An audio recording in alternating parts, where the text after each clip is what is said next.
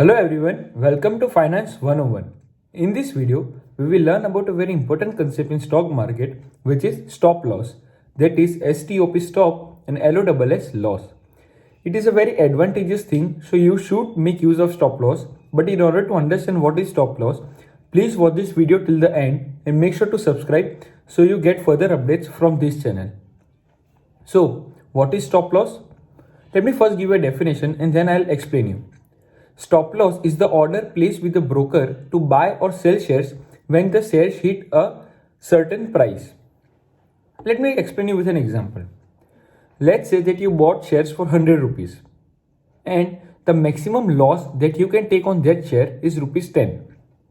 So what you will do? You will tell the broker to make your stop loss at 90 rupees.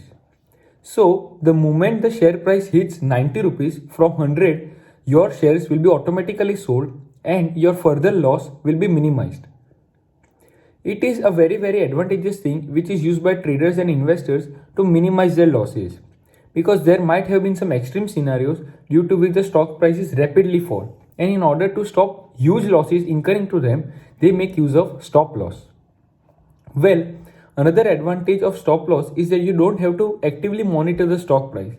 Because if you have placed the stop loss order, then you don't have to monitor each and every price. Once the price hits the stop loss price, it will be automatically sold.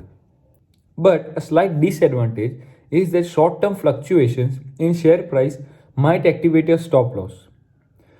So friends, in this video, you learned about stop loss. If you like what you saw, please make sure to give it a like, share this with your friends, and I'll catch you guys in the next video. Till then, take care.